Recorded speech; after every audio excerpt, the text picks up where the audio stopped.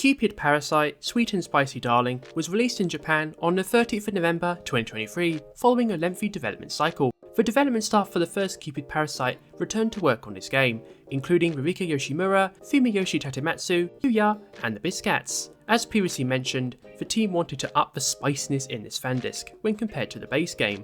Plus, as Cupid Parasite is one of Ultimate's most popular Switch-era titles, a Fandisc was almost inevitable. It's easy money after all. I originally planned to import Sweet and Spicy Darling to help me practice my Japanese. I didn't think we'd get a localization for a few years. However, to everyone's surprise, Idea Factory International confirmed they're localizing the game for Quarter 2 2024 on the same day as the Japanese release. Why was this so surprising? This is partly because Idea Factory International seemingly passed on the Virishana Fandisc, despite that game coming out over a year before Sweet and Spicy Darling. At the time of this video's production, the Virishana Fandisc remains exclusive to Asia. Therefore, I waited for the English release and imported other Japanese visual novels I've still not played. Sweet and Spicy Darling's content can broadly be split into three categories: the new Parasite route, the after stories, and all the other content. The new Parasite is an all-new route for the 7th Destiny Parasite, whereas the after stories are for the Parasite 6 from the previous game. The last third is for additional stories you unlock after beating the Sweet and Spicy end and Best end for Parasite 6 and New Love Interest respectively. To unlock the endings for each character, you have to select either the Sweet response or the Spicy response, which will raise stats one way or the other. Think of this system like a set of scales. To unlock the sweet endings, you need more sweet answers than spicy answers, weighing the scales to that side. The reverse is true for the spicy endings. To unlock the sweet and spicy ending, effectively the true end for each route, you need an equal 50-50 split of answers, like a perfectly balanced set of scales. You don't need a walkthrough for the after stories, but I do recommend having them to hand just in case, especially for the new Parasite. With that said, I do want to go over the trigger warnings now before discussing the routes as well as the presentation. This is because many of the spicy endings are where the most triggering content is, especially on Shelby and Peter's routes. This also forms the recommended route order based on the opinions of myself, the Otome game community, and even the Cupid Parasite director. The order is Gil, Ryuki, Raoul, Shelby, Alan, and Peter. You can play all these routes in any order you want right from the start. I would recommend playing Meranis's route, the new Parasite, before Alan or Peter's routes. However, you can play his route whenever you want. Moreover, because the Cupid Parasite director also recommends playing Peter's route last, I definitely recommend doing so. Here are some other general trigger warnings you will find throughout the game. Implied sexual activity. There is a lot of this, by the way. Sexual assault, gaslighting, stalking, violence, oppression, murder, and kidnapping. And here are the spicy end trigger warnings. This is on a separate side because some people will consider these spoilers, even though I will outright talk about one later and I don't care. If you are prone to triggering content, I recommend avoiding these particular endings. You must skim these if you want 100% completion, but you don't need these to unlock the additional stories. Confinement, obsession, Gil spicy end. Voyeurism, Ryuki spicy end. NTR adultery, Shelby bad spicy darling end. Bestiality, Peter spicy. Yeah, we're gonna come on to that later. With all that said, let's get straight into the game. I want to start first by discussing the new characters and locations, and by extension the presentation, introduced in Sweet and Spicy Darling. For characters, of course there's the new Parasite Meranis Levin. As for other characters introduced throughout the game, one of my favourites is Robin Bullet, a cashier at the local donut shop New Donuts, who has an interesting alter ego, let's just say. I also liked Sylvie Scott, who is the new Cupid. I could joke about how he's Lynette's replacement, but I think that's a huge disservice, so I won't. His warm personality lightens up the room whenever he's around, which is something I loved about him. A few new character subplots were introduced, expanding on a few side characters from the first game. They include Melanie Tatchell, a side character Lynette helps in the original game. However, my personal expansion is for Clarice Tia. I've said before how I hoped for a lesbian route between Clarice and Lynette in the Fandisc, and although we didn't get that, what we did get was fantastic in its own right. Clarice is known for not being interested in a proper relationship. However, this changes in the Fandisc, where she starts developing feelings for a guy. I love this little subplot, as I thought it was a great way to further flesh out Clarice's character. There are also a couple of new locations in Los York. The first is Demore Paradis, a brand new island resort designed to rival Cupid Corp by Ellie Omar, who runs Omar Holdings. Yep, in typical American style, there is competition between capitalists. I absolutely love the design of this place. It truly feels like an island paradise fit for romantic couples, and that's in large part thanks to the background illustrations. The second is a mysterious glass tower on Los York's 8th Avenue, where the new Parasite does his fortune telling. This glass tower is an up and coming tourist hotspot, and not just because of the fortune teller. This place is so bizarre in a good way, even though it could really use some railings because such a place would not be allowed to operate in real life. The new characters and locations are really well thought out. You can tell the original artists from the first Cupid Parasite returned for this game because the new assets all retain the same high quality and consistency as the first game. They gel so well together. However, you can tell the new locations and to a lesser extent the characters were only thought about during the development of Sweet and Spicy Darling. For example, although the new Parasite's route chronologically follows the common route of the first Cupid Para, the same new locations and characters exist in that route as if they were always there when they weren't. The same applies to the after stories for the previous 6 love interests. This inconsistency is noticeable even though I do understand why it exists. If Idea Factory re-releases the original Cupid Parasite in the future, I'd love to see them incorporate some of Sweet and Spicy Darling's new characters and locations into the base game, even if it's just references. It would make the world feel complete and more integrated. The same also applies to the user interface. Sweet and Spicy Darling's UI is vastly superior to the original games, especially the text boxes. It's a small detail, but one that really sticks out to me. I love it so much. As for music, it easily exceeds the first game. Sweet and Spicy soundtrack follows the core theme of the first game, but there's just even more of it. There are all new character themes, both with and without vocals. The latter is perfect to use in the background of your YouTube videos, by the way. There are also new original tracks that make for great background music throughout. There are so many tracks that I prefer Sweet and Spicy Darling's OST compared to the original game. It's a shame there isn't a standalone physical release of Sweet and Spicy Darling's OST like the original Cupid Parasite. You can only get it in the Japanese exclusive Ultimate Sweet Box, which is quite expensive. Overall, the presentation is even better than the first Cupid Parasite. I love it so much, and it further brings the world of Los York and Celestia and everywhere else to life. In terms of guys, I'm going to start by discussing the brand new Parasite, Marinus Levin, aka the Destiny Parasite. As mentioned earlier, his route occurs after the common route of the original Cupid Parasite, hence some people do recommend playing it first. In Marinus' route, Lynette heads to the top of a mysterious new tower in Los York, where the mystery fortune teller lives. The mystery fortune teller is of course Marinus Levin. When Marinus tries to read Lynette's fortune, he's shocked that he can't. He doesn't know why, but this uncertainty of not knowing Lynette's destiny fascinates him.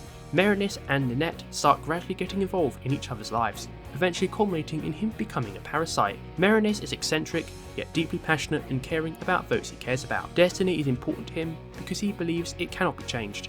This premise culminates in one of Cupid Parasite's most unique routes. Marinus' route is as long as a character route from the first Cupid Parasite, quite fitting considering when it takes place. His route retains the same ending structure as the previous game, which is unique to this Fandisc. Comparing Marinus' route with the Parasite 6 routes from the original game, his route is a unique balance of both worlds. Marinus' route is home to some of the most absurd skits and premises across the entire series, however it remains detached from the overarching spoilers you find in Alan's and Peter's routes. You don't get to see his sexy pecs, but he makes up for this by being one of the most romantic husbandos I've ever played in an Otome game. This flavour is really unique, and especially worth playing. I highly recommend experiencing it yourself. You could even enjoy Marinus' route as a standalone experience if you've never played the original Cupid Parasite, although I don't recommend this.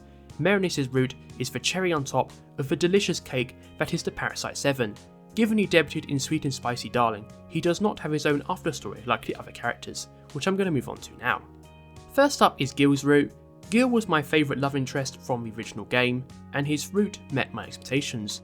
I liked how this route expands on Gil's career as a freelance artist and his hometown Baltimore. Gil is the most ordinary of all of Cupid Parasite's love interests. His route strongly emphasises this, and it's really nice and cosy. Moreover, Gil's route really helped set my expectations for how spicy Sweet and Spicy Darling is. Within 5 minutes of starting the game, I saw him and Lynette being borderline nude on the beach on my television screen, which was an experience which I highly recommend you do without other people around. Next up is Ryuki's route. As I've said before, I consider Ryuki's route the weakest in the original Cupid Parasite. However, his Fandisc route blew me away in the best possible way. Ryuki and Lynette's relationship truly developed in this route, which was something lacking in the original game, in part because Ryuki was an elitist prick. This is thanks to the presence of Ryuki's family and fashion model Rei Under, another original character.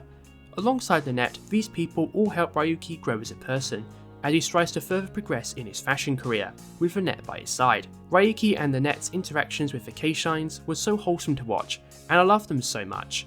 On the other hand, Rei's interactions with Lynette and Ryuki add a sense of tension and spiciness that really helped this route stand out, especially for the spicy ending. Rei does not play a major role in any other route, but that's okay. He served his time as a major character in Ryuki's route, helping cement Ryuki's route as my favourite non-true ending-esque route in the game. Next up is Shelby's route. I really liked his route. The romance was lovely to watch as you see Shelby and Lynette connect and face various challenges together as a real couple. These challenges are both related and unrelated to Cupid Corporation. Moreover, Eleomar alongside Demore Paradis play a major role in his route. Interestingly though, Shelby's route contains a mixture of both more serious and absurd drama. You get to see how much Shelby cares about Lynette and Cupid Corp in this route, and how much he'll fight to protect what's most important to him. I do need to touch on something important though.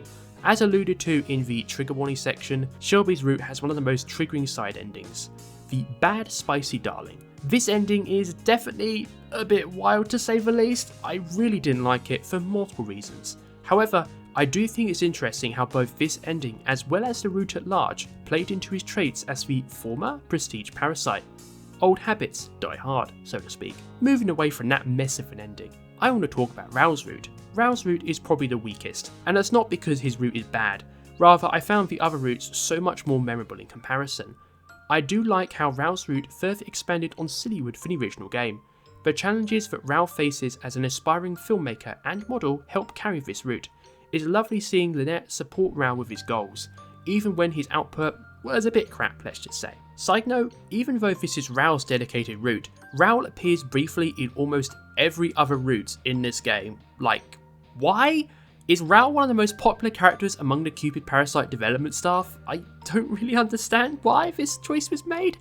I think it might have been a deliberate play on Q-Para's absurdity, as this significant overlap is often not seen in Fandiscs when the core cast aren't in close proximity often, which, Parasite House aside, very much applies to the Parasite 7. The final two routes are Alan's and Peter's.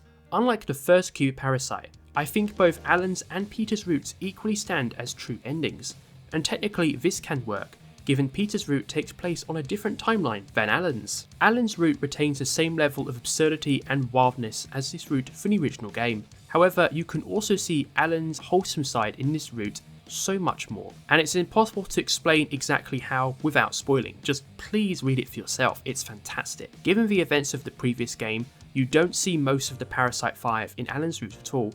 It does feel kinda lonely, but that's okay. This is very much consistent with the original route in this regard. However, when the Parasite 5 are absent, other characters take their place. In Alan's route, this time around, Clarice and Sylvie take the spotlight as major side characters. I loved seeing their interactions with Lynette and Alan, aiding their character development. Additionally, some of the underlying plot threads from Cupid Parasite are expanded on and resolved in this route, serving as some cool brain food for those into that. Peter's route follows very similar themes, in both absurdity and loneliness, all while carrying over the core cooperation theme found from his original route. What I love about Peter's route is how it truly feels like the culmination of the world Cupid Parasite builds. Lynette and Peter are among the most compatible couples in this world. This is most apparent as Lynette is now a senior member of the Deconsentes. She now must support Peter in his role as head of the Deconsentes. You also see Peter continue to struggle with his sensitive parasite nature, which is quite fitting. Unfortunately, I cannot talk about this route without acknowledging the really problematic nature of the spicy ending. As a result of plot events, Peter transforms into a wolf for part of the route. The spicy ending is him doing stuff with Lynette while in wolf form. This was a choice, let's just say. I did not feel comfortable with this ending at all. While there is some plot justification for it, it's not an excuse. This broadly ties into my biggest issue with Sweet and Spicy Darling. Some of these spicy endings don't quite work. First of all, I will credit the developers for fulfilling their promise of escalating the spiciness in this Fandisc. Fandiscs are a great opportunity for writers to experiment with the world they craft from base games. In Cupid Parasite's case, this meant being more fanservice-y and more spicy, something we rarely see in Otome games. Hence, fans are more likely to forgive questionable decisions because they are already fairly detached from the main story. And frankly, they're already fans of this world and franchise to begin with. This is why I can somewhat forgive the more problematic, spicy endings. They are optional and locked behind a high barrier to entry.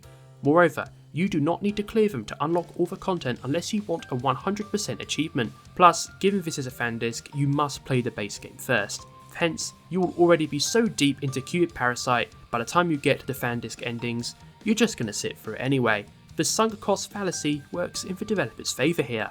Another debatable aspect: would Sweet and Spicy Darling work better as an eroge? I never expected to question this while playing the game. This is surprising for me as I normally avoid adult visual novels. So why did I question this? Well, at times, the net and the sexy guys clearly have sex. These scenes are so well written and acted that it's hard not to want more. More explicit content, more spicy content, more handsome pecs. It's really out there, and definitely justifies the higher age rating compared to the prior game. Hence, I'm glad this is an all-ages game purely because Peter's ending would not be acceptable if it was explicit. Additionally, I doubt many of the husbando VAs would be willing to voice their characters if the content was explicit, a common theme across the Japanese gaming industry.